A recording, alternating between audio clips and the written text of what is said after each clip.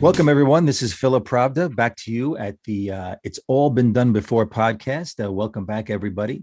And today I have a special guest coming to you all the way from Tel Aviv, Israel. His name is David Jagudaev, and he is a dentist by trade, practicing right now in Tel Aviv. And he's got a very interesting story. His story takes us from Hungary, Lithuania to Tel Aviv. And he's also in a family business running a successful dental practice. And he's going to tell us more about that. But in his life, a lot of things have changed. And that we know what this podcast is about, where someone has seen something and wanted to do something differently or do it better, although it's probably been done before.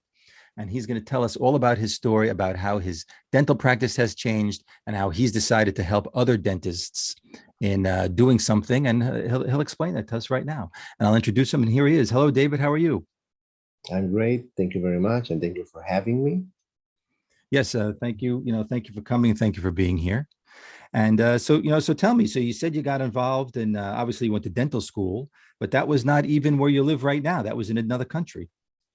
Yes. So basically in Israel, we have two faculties, and in each faculty, there's a certain amount of students that can get in. And because I knew that there's not a lot of chance to get in, I immediately, after I was discharged from the army, I didn't even try to apply because I knew that my odds were not good because there are so many people who are trying to get in. So I immediately started to look for the school abroad, like most of the dentists and medical doctors in Israel. And I started in Hungary, which they have a great program. And after about 2 years, it was just too expensive because my parents were paying for it. I didn't have any money. So they said, either we stop or you go to a country where we can pay approximately half of the amount. And I was at the point that I fell in love already in medicine. I wanted to learn. I wanted to continue doing that. So I said, okay, what do you suggest? And they knew that I have some cousins who are in Lithuania, very happy about it. And they're already there for a few years. And they said, school is great. The level is great. Just tell him to come here. So my father told me, let's go there. And he helped me move. And we found an apartment. I continued there, like from the point that I stopped in Hungary, and graduated and came to Israel. And when you come to Israel, you have to take the license exam, and that's it. Immediately after that, I started working in the family business. My father had a very small clinic, and he's not a dentist; he's a dental technician, but he was working with dentists that came to his clinic to perform the operations and treatments. And I just swooped in and got my spot and started to do what I like, which is surgery. But I always knew that I'm going to do surgery because most of my mentors are doing surgery. So whenever I was coming to Israel in the summer for summer vacation, I would go to their clinics. And most of the things that I saw was surgery. If it was implants and extractions and bone augmentations. So it felt very natural for me to go in that path. And that's what I did. So you were doing regular dentistry after school when you started working in the family practice. Yes. And then you basically specialized in doing surgery and implants. And then at some point, you got so good at doing what you were doing that you became the manager of the Israeli Association of Oral Implantology. So you really seem to be an expert in what you do. Yeah, well, I'm not the manager of the whole association. I'm just in the management. We have a president elected, and also we got elected. So there's a president and 4 managers. I'm one of the managers. Maybe one day I'll run for presidency. I'm just too young, probably. But yeah, usually when you're there, you know what you're doing. You have a lot of experience. You have the ability to help and teach young doctors who wants to be good at what they're doing. And I came with some sense of, I don't know if I should call it leadership. Maybe I have the need to help and teach.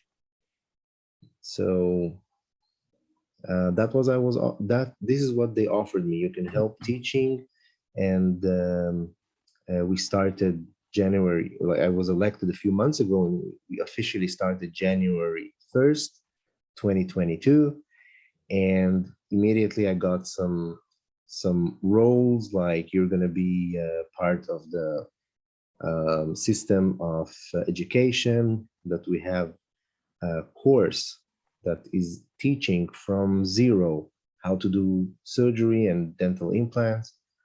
So I'm going to take part of managing and teaching in that program for the next 2 years. And of course, there's a lot of social things like, um, um, what do you call this? Like conferences and some short days of education that you come for just a few hours to see a few lectures. So I'm going to take part in everything, in managing it, in running it, in maybe sometimes lecturing in those, and who knows. So besides just seeing patients on a daily basis, you're also giving back to the community and to the society through this organization, where you could teach and mentor other dentists and other people in your industry. Yes, of course, it's all voluntary. We don't get money for this. Right. And yes, we're trying to do our best. At the moment, there are a few people, a few dentists that are elected that I trust very much, and I think we have a great group. And hopefully we can make a change. So you had told me that, on the subject of money, since you mentioned it, in your own family practice, obviously, you're working, being a dentist, helping people with their problems with their teeth and doing the implants, or people who need that. But then you had your own issues that were going on within the family business. Yes, because this is a family business, and my parents are originating from the Soviet Union, and their way of life is, we'll invest everything in you so you can be the best. So your parents came from communist Russia. Probably. It was Soviet Union, exactly. So it was behind the Iron Curtain. Yeah, back in the days. Right. My father is from Uzbekistan, and my mother is from Georgia. I think that's how you say it. Yeah, sure, Georgia. Yeah, and they said, "Listen, we're all here just for you. Just complete your studies and work and have a security, and that's it. Like this is where we're gonna feel that we did good." And when I came, they said, "Listen, you worry about work. Let us worry about managing the business, the financial aspect, the managing aspect. I just have to work." And it was good for a long time, because I got to learn a lot really fast. I didn't have to do anything else. And a few years ago, approximately, I don't know, 3 or 4 years ago, I said to myself, I'm working all the time. I'm doing some expensive procedures, but at the end of the month, like almost immediately when we get our salary at the end of the month. Immediately when I get my salary, it feels like it's not enough. Like I'm spending, and I'm not a big spender, but it looks like it's not a lot of money. So how could it be that I'm working so much, I'm doing expensive procedures, and there's not a lot of money? Mm-hmm. Almost sometimes even I'm even short. Wow. So you have this family dynamic where would you go to your father and you say to your father, what's going on with the money? You buying new cars, or what are you spending the money on? No. Of course, that's not the situation. No, I know, I understand, but it's just a difficult thing when you're with family. I know, because I came from a family business too. So when you have to have these discussions, especially about money, those sort of discussions become, especially when you have to talk to a parent who's, older, and especially came from another country and maybe from even the Soviet Union, maybe even makes it more difficult. Yeah, it was difficult because he could not say where is the money. Of course, he was not stealing or anything, Right, of course. but he thought, listen, maybe we're spending too much.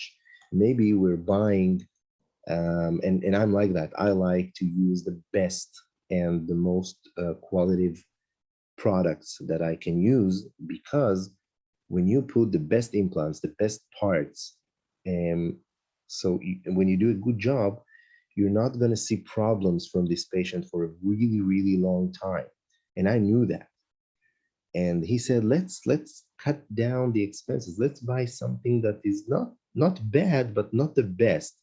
And I said, I don't think it's the way, because still, like, maybe there's some problem with our the prices. Maybe, I don't know. I had no idea, and I had no idea what I'm about to discover. So So even though you said you were doing more expensive procedures, you thought maybe you weren't charging enough. yeah, I thought maybe that's a problem. And my father was saying, let's cut the expenses. Let's buy cheaper devices, cheaper tools. I don't know. And I was not ready to change the system that I work, because I said that's what I know how to do. I'm not gonna be some kind of how you call it, a mediocre after knowing what I know. Yeah, you want to be the best and give the best service to your customers. Exactly. They're Yes, patients, but they're customers. exactly. I mean, my mentors, the dentist who taught me like I was family. They did not hide any information from me, and they taught me the best they could for a few years. And when I was working, I didn't even know where to buy cheaper tools, cheaper devices, cheaper parts. I had no idea. I only knew how to work like I've been taught.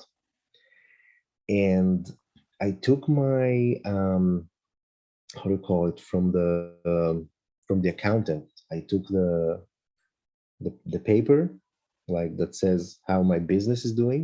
How do Right. you call them? Or maybe financial statements.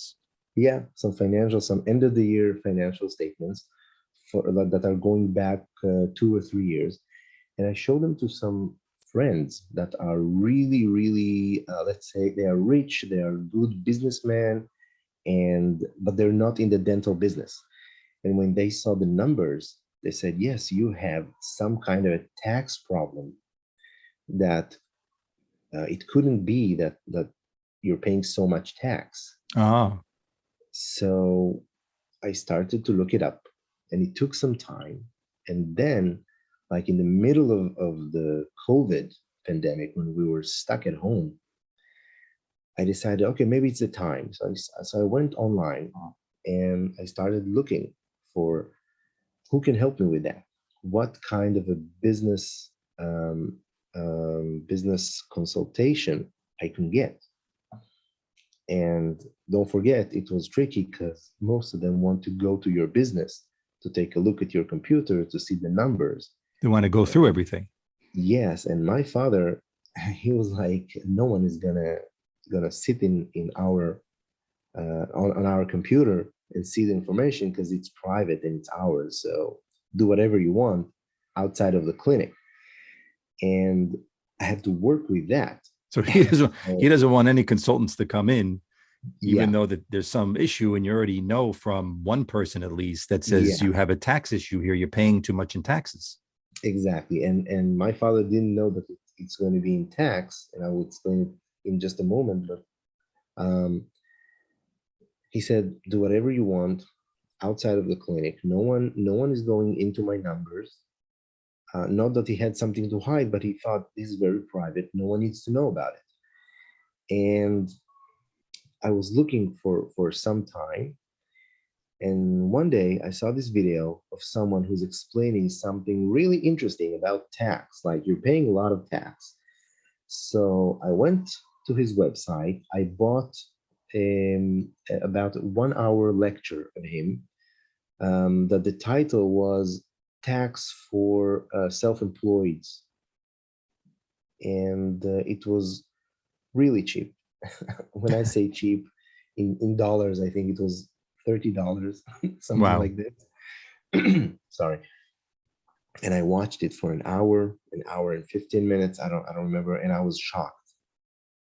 I learned so much from 1 hour lecture that he's sitting with his computer and talking to people. So you were able to see things just from that 1 hour that could apply Yes. to your business. Yes. And he talked about how tax works in Israel, how the rich people don't pay tax. How does it go? How Google and Apple and Facebook and Amazon, the owners don't pay a lot of tax. They pay really small percentage. And he talked about tax shields and how we as self-employed, that's how we call it, self-employed. Yeah, self-employed. Yes. Yeah. How can we learn from their system? What do we have to do? And he explained some numbers. He explained how what is how is it called? What is a deductible? How do you call it? Yeah, what you can deduct Yeah, against your taxes for the business. exactly. He explained all about that. At the end, he's explaining about your accountant. He said not all accountants are the same.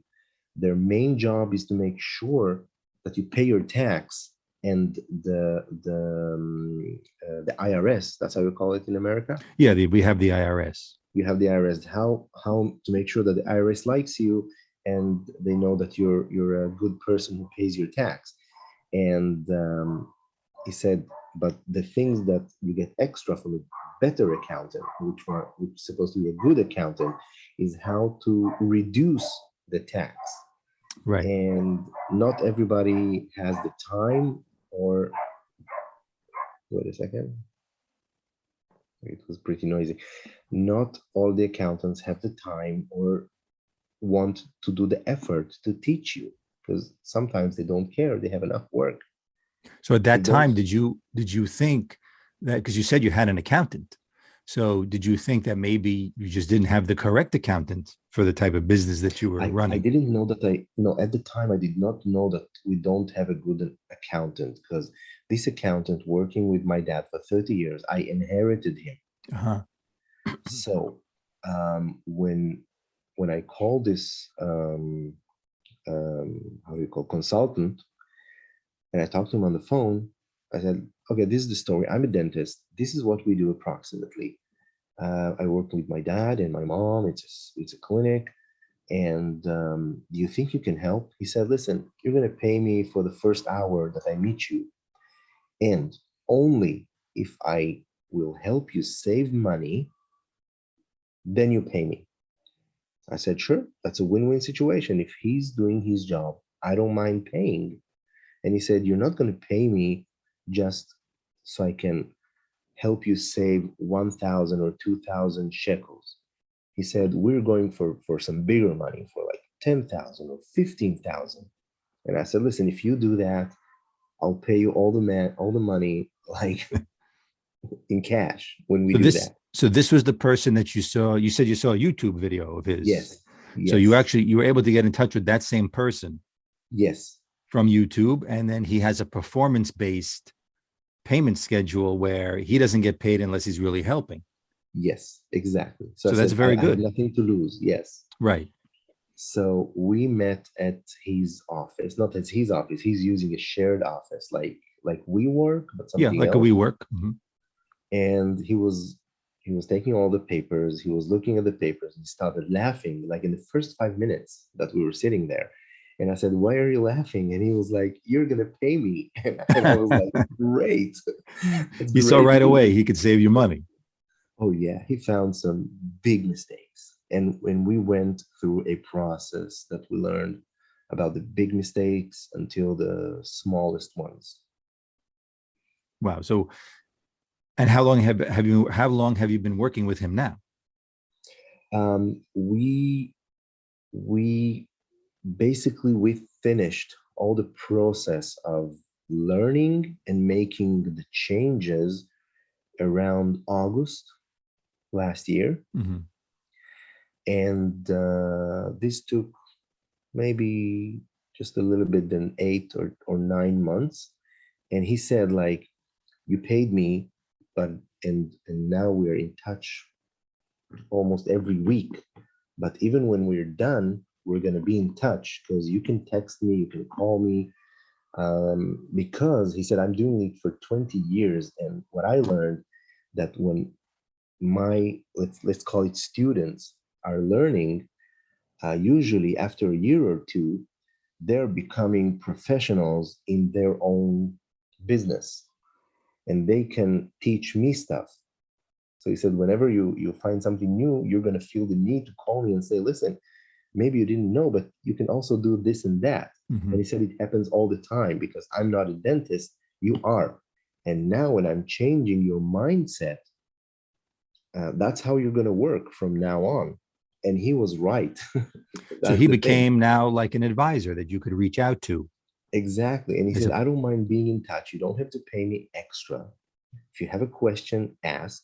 If you want to say something, say it. If you want to, if you want to bring it up to my information, I don't know how to say it. So you can talk to me about it, and that's not right. a problem. So now he sort of changed. You just mentioned that your mindset changed as you're Yeah, working in your own business, but that made you change the way you look at a lot of things. and everything. Now I'm up for before. Um, it looks like no matter how much I'm going to work and where I'm going to work, I used to work at my clinic. I used to give service in some other clinics. It always felt that after all the tax, I get the same salary and you have no motivation. Now I know that the more I work, the more money I have. It Mhm. doesn't matter because I know how to deal with the tax. That's the thing. Right. So you can keep your prices the same. You didn't have to overcharge people for anything. You could buy the best products and the best materials you want to use, which is Yes. the way you want to run your business because you don't want to give subpar service. You don't want to use Mhm. subpar materials. So you're able to keep your level of, your level of quality there always for your Exactly. patients. And now you're able to work all the hours that you do work. And you say you work a lot and you're able to now have some savings at the end of the month to say, hey, look, I worked a lot or I worked more hours and I see the fruits of my labor pretty much. Exactly. And let's not use the word savings. I don't like it. I Okay. would like to call it investments. Like I Investments, right? immediately invested. Yeah, you can put it like you can think about it as a saving, but the money should make more money Right. And you can invest always. back in the business too if you wanted to Yes, expand if I and want. Yes, if I would like, maybe at some point. But now I'm focusing on some other things. right. So now that you were, sometimes you say you go to other clinics, now you see how those clinics run their businesses because you're involved with them and you had this idea that maybe you could help those people. Yes, the places where I work, um, maybe they don't need my advice, but I meet a lot of young dentists and I hear their stories and I felt the obligation to tell them, like, this is the point where you should do this and that and change this and change that, and you will make more money. And what I started to do a few months ago is meeting. It all started, I think, maybe when my brother told me, I have a friend, maybe you can help him out with all your knowledge now. And he talked to another friend, and he talked to another friend, and each one of them did some small change that made them earn much more money and like a lot more money. So you really And became focused on the tax issues and the financial issues of the business. And from what you learned from this consultant and then living it every day, running your yeah, business, still with your father's still involved, yeah, right? but he And got to the point that um, let's go back to my father for just a second. This consultant, I told him, listen, there's the story here is a little complex. My father and I are partners. Yes, he's 70 years old. I'm 40.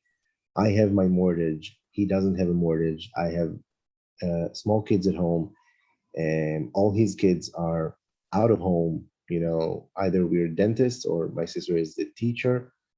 We don't need their financial support anymore. And I said, we are both on two different paths, and it's kind of hard to be how do you call it? Uh, Wait a second. It's a little bit hard to be business partners when our goals are so different. You want to work less, I want to work more. You don't Right. need money, I need the money. Yes. And my consultant, when he heard that, he said, let me talk to your dad. And I said, listen, let's stop right here. You don't know my dad. You don't want to talk to my dad. You know what? I don't even think it's going to be a nice and pleasant conversation. He said, let me try once. I'm doing it for too long. Let me talk to your dad. I said, Your dad's going to be stubborn. yeah, I said, listen, it's a different culture. You have no idea what you're going into. And he said, let's try it once. And he brought my dad. We brought my dad to his office. And he said, how would you like me to speak? Would you like me to show you on the computer, or you want to take a piece of paper and write down stuff? And I knew what would be the answer, but at that moment I saw that he knows what he's talking about. My advisor, and my father said, "Just give me a piece of paper." So he knew how to reach your father. He knew what to say Exactly. to Like reach from the him, where he'll first minute. agree. Yeah, he'll agree to listen to what he has to say. Yes, from the first minute, Uh-huh. and he explained stuff for like 10 or 15 minutes, and then I saw the look on my father's face, how he understand that he got it all wrong. And when he understood how much money we could save in the past, I don't know, 5 or 6 years, I think it got to him. And he So he was kind upset of, with himself, a little bit, yeah, a little bit. not I knowing mean, really what. he should always be proud of me and my brother and sister. But in the financial area, maybe, you know, maybe he should learn some new stuff. Well, now he has So, you. You learned, yes, and he knows that you're going to do the right thing when it comes to the family dental practice. And now yes, you're helping advise younger dentists because now you understand the whole tax situation and how they could better invest more what is left over after their paychecks that they get every month. exactly. And now you're starting to focus on that. Yes, because you know what? I'm coming from a place, in Hebrew, we say from a place of pain. Not that it was painful to me, but I'm sad that I had no idea. And you know what? Let's go back to the accountant. When me and my advisor went to the accountant, he was very stubborn. He said, "No, I'm not changing anything. Like, I don't believe in what you're saying. I don't believe in what you want to do." And he said, "Okay, no problem."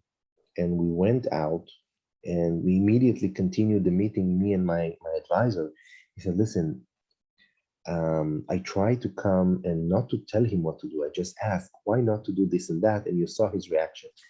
We're going to give it another try. But if he's not willing to make changes, you're going to have, in order for me to help, you're going to have to switch to a different accountant. And I said, sure, no problem. Of course, my father said, no, I know this guy 30 years and everything is okay. But then they talked again, and he explained to him that he's making us make a lot of problems. Maybe there's a whole section in the IRS that says we love this clinic because they pay a lot of tax. And my father agreed at the end, and me and my advisor started to do accountant shopping. We took our papers and we went to a few accountants, and the deal was always, we don't say much, we just explain how the business is built. They see the numbers and they talk. And when we got to the accountant that we are getting the service from right now, he immediately saw all the flaws that my advisor taught me what we want to establish. So we didn't say anything. We say thank you. We went out and he asked me, you see, this is a guy who understands. What do you think about him? And I said, I love him. Like he actually said everything you taught me in the past few months. And he said, yeah, I think he's good too. If you want to see one more, no problem. I said, no, I think we found him. He's a good guy. He understands everything and he can help me and push me towards my goals. And we just took all the information from the previous accountant and moved to him. And ever since, everything is better. And yes, there is a difference between one accountant to another. And whatever I'm asking, they're not saying no. They always say, okay, we can think about it, we can see. And a lot of things are getting through. And that's it. Ever since. What's very interesting, what you had just mentioned, is that your original accountant didn't even want to hear really what was going on. You know, he thought that he was doing everything the right way, and he didn't want to hear anything about how things could change, or he maybe could be still be involved, but do something maybe a little differently. And actually, in my own family business, you know, I sort of had the same thing. You know, my grandfather had an accountant, and then his daughter took over. My father used the daughter, and I used the daughter too. And then I used an outside person who wasn't involved with the family business at all. And I was telling him a few stories about different things. And he said something to me very interesting, which what you were just saying brought this up to me, is that he said to me, I don't tell my clients how to spend their money. I'm here to help them save money, pay less taxes, you know, make sure all their forms are in order, make sure they reach all the deadlines they have to reach, make sure they follow all the regulations that need to be met. But if they want to do something, whether it's invest in the business or buy a car or whatever it is, I don't tell them, no, you can't do it because it has to be done my way. I try and help them achieve that goal. So now it seems like you have a person who is more about, you know, doing the right thing to have your business grow, and is really listening to your family and saying, okay, let me see how I could take what their input is and use what I know when it comes to the tax rules and the accounting rules and help them grow their business and keep it running efficiently. Exactly. So now you're sort of doing this for other people. Now you became a tax expert through all of this. Well, I'm not sure I'm an expert, but I think I made a lot of mistakes and I learned from them. Of course, yes, I learned. I was educated very quick. Like I learned so much in few months. Like the first 2 or 3 months with this advisor were very intense. I think maybe we met every week or two, but in between I got homework. Oh, you made it like it was like a boot camp. Something like that. That he all the time we did simulations and he taught me stuff and he sent me to read Poor Dad, Rich Dad, which made a lot of influence. Oh, that's me. famous book. Of course. By the way, I read it for the second time a few weeks ago, and I heard it from another dentist who was also a very good businessman. He said, I already read it 3 times, and every time I see it differently in a good way. So I said, really? But how could it be? And he said, just try to read it twice, like the second time.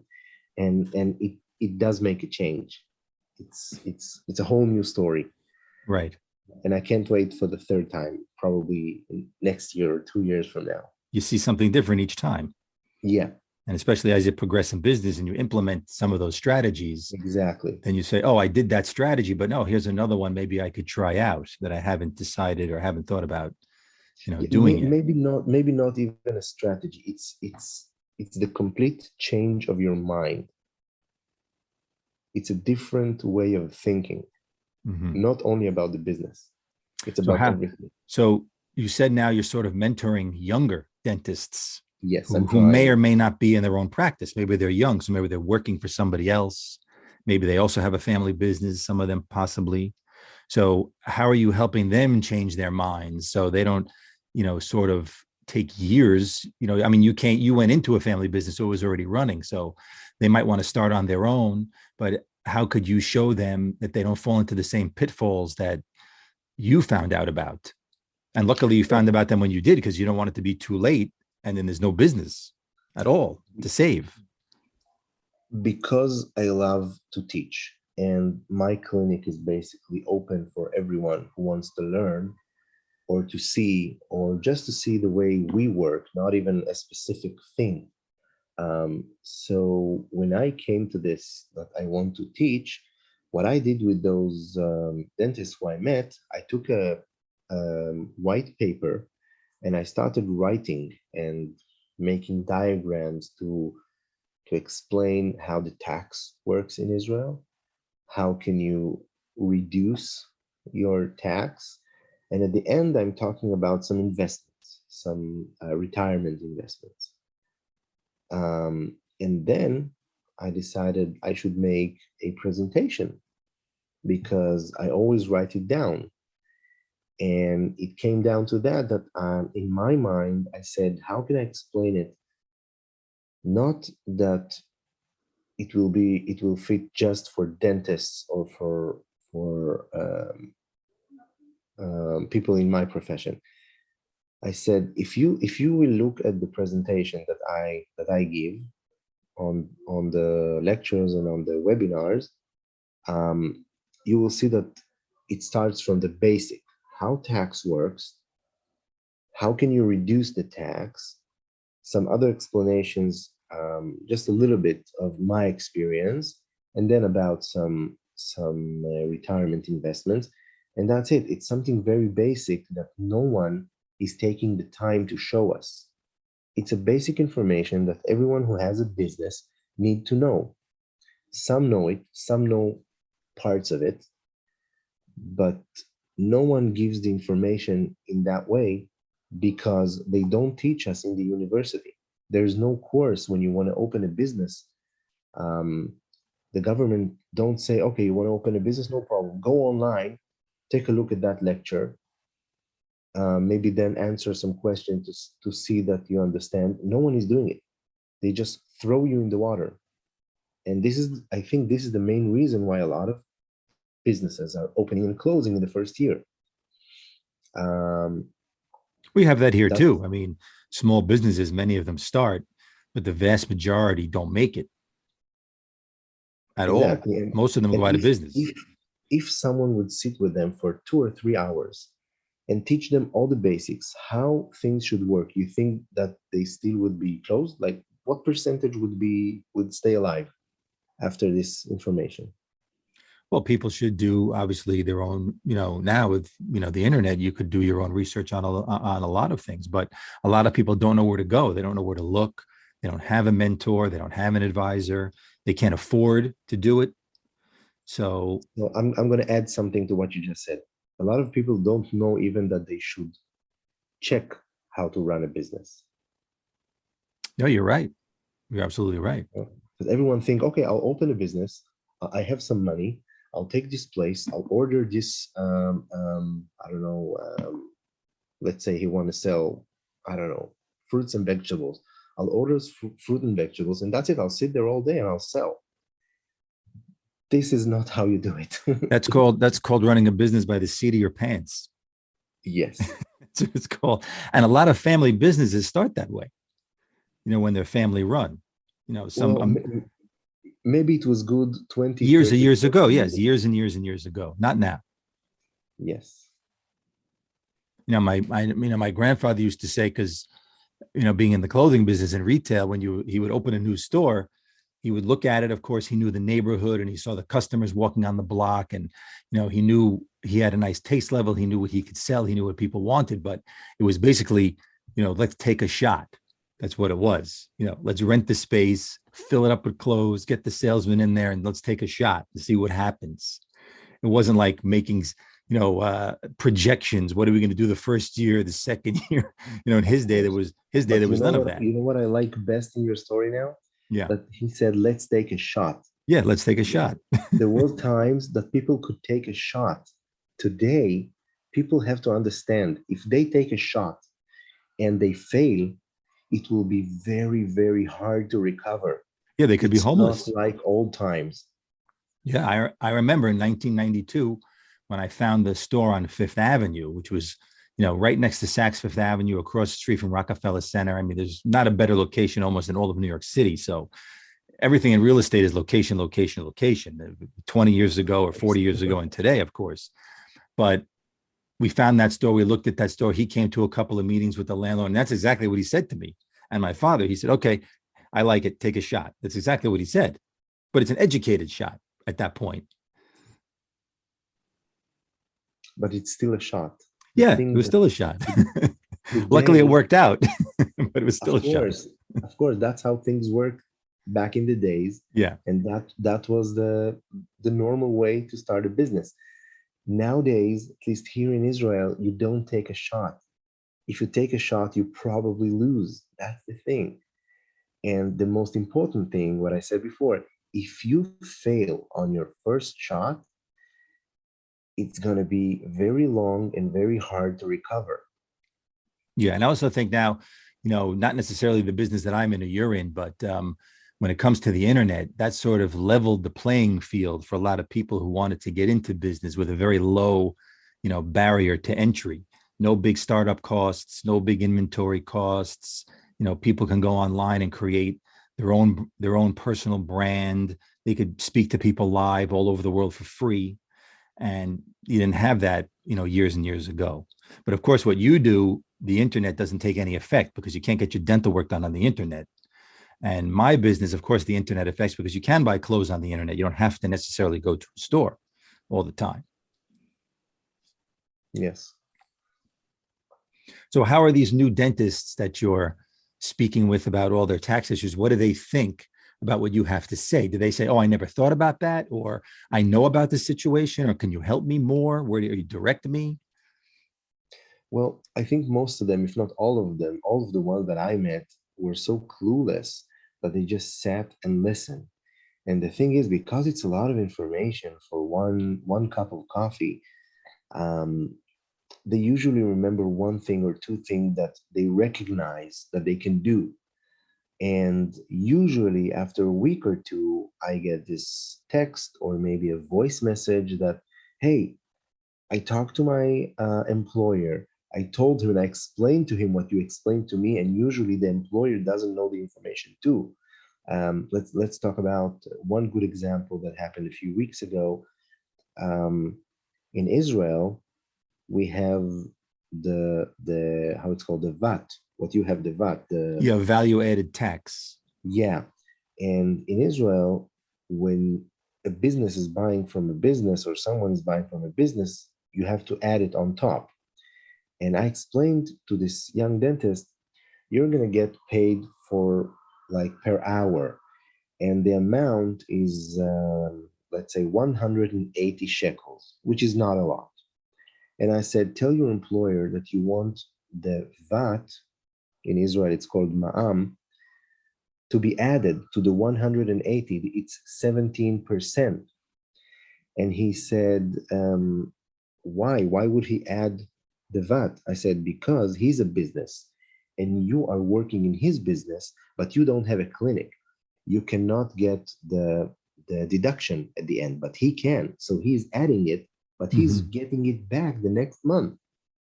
And he said, okay, I'll explain it to him. And he said, I'm working there for, I don't know, 2 days a week.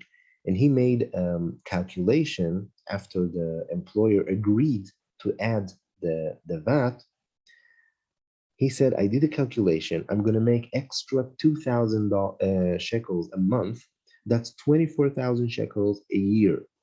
That's another month salary for me. Wow, that's amazing for him. Yeah, and that's only a small change. Very, very small. That's one line from an hour and a half talking. Right. So I looked up 24,000 shekels here. That's about $7,600 US. Yes. So that's a lot of And money. for a young dentist, it's actually a high salary. So I Right. told him, listen, you just earned without changing anything, without working more hours, 1 month worth of salary. Think about that. Just from one tax Change. advice. Tax advice. His employer is adding the VAT, but getting it back. In Israel, it is deductible. And he's getting it back the next month. And that's it.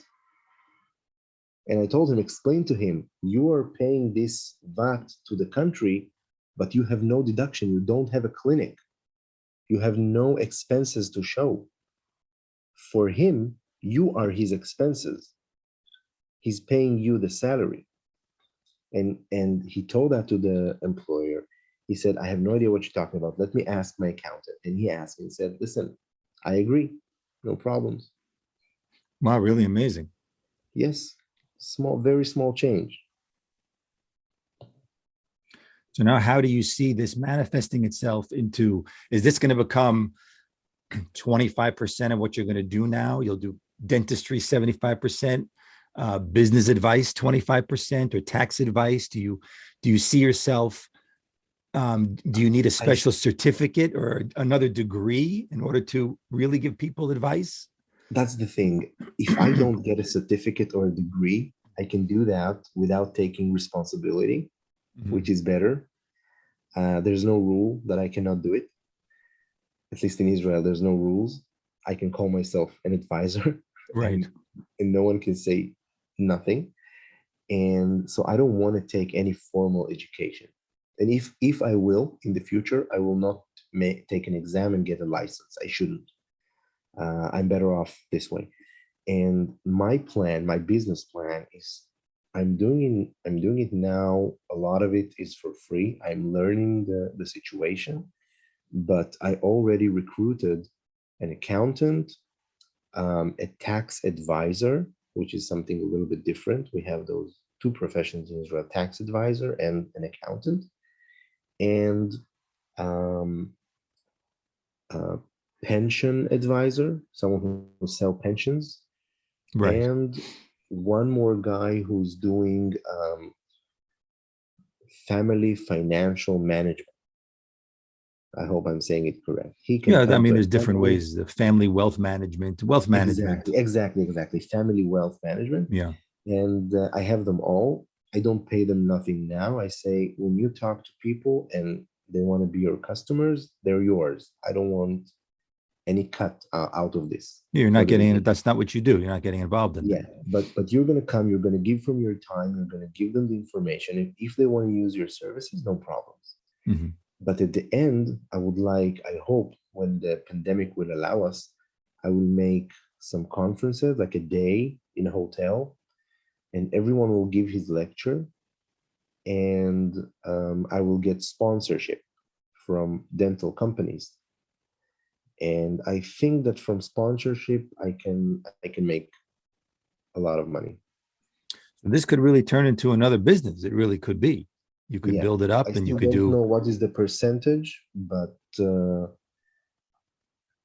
if people will at least understand what I'm trying to pass on here, they will understand that it is important. Because So you've really found yourself this new niche market that was born out of, the family business, which your father was doing and your mother was doing. And you're a dentist and your brother's a dentist, you said. Yes. And from this problem that you had, you were able to analyze it. And you, instead of internally trying to figure it all out yourself, you went out to the experts, other people, you did the research, and then you were able to educate yourself in there and take other people's advice, which is very, very important in this situation, because not everybody could even understand what the tax codes are. I don't know about Israel, but nobody understands it in the United States. It's like ridiculous, the IRS tax code here. But, we have tax professionals to help people, just like you have there. And then you were able to extrapolate that out to help other people who are just up and coming. Exactly. But my main idea, my main focus is to just explain a little bit of the basics and then expanding the mind. I want everyone to think, where can they save on tax? Where can they get more tax deductible Wait a second. Tax deductible. How do you call it?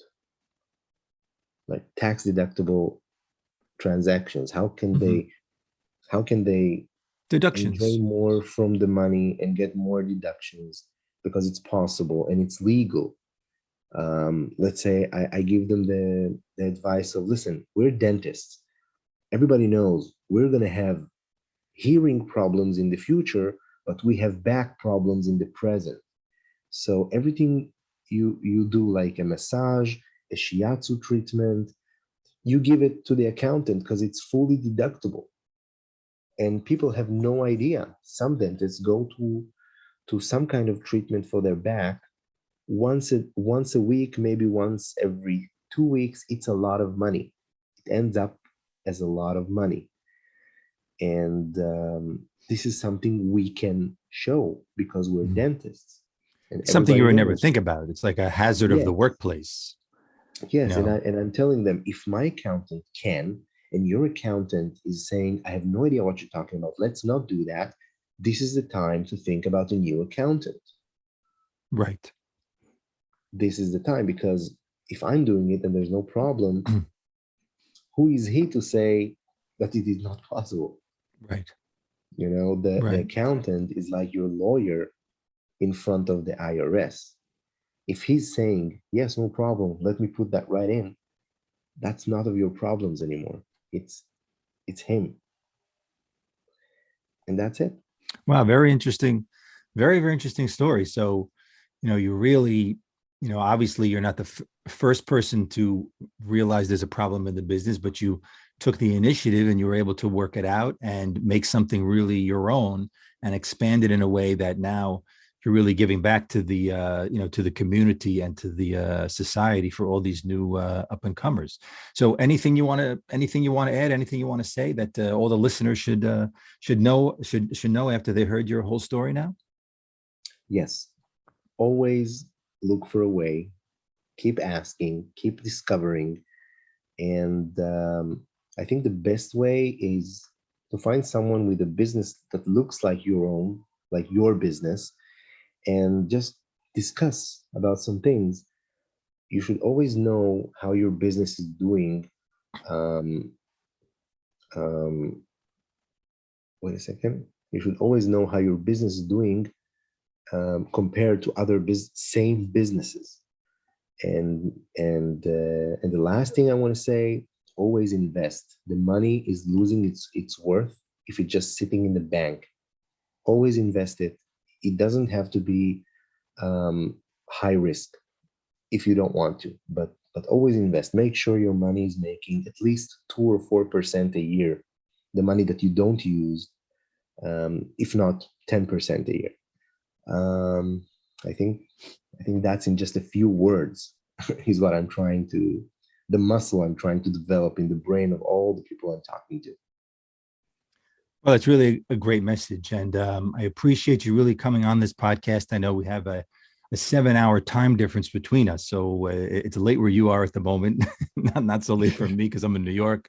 You're in Tel Aviv. And I really appreciate the time you've given to the audience here. And I think everyone's going to really enjoy listening to this podcast, and they can really take a message home for themselves, because anybody could really, no matter what business you're in, like you said, could apply this to what they do, for their job or for work, or even in a family business. So thanks again for coming on. This is, as you know, the It's All Done Before podcast. Philip Pravda from suitcafe.com. I won't give any shameless plugs or commercials for my own business here because we've been on for a while. And I'll see you all when I'm back at it.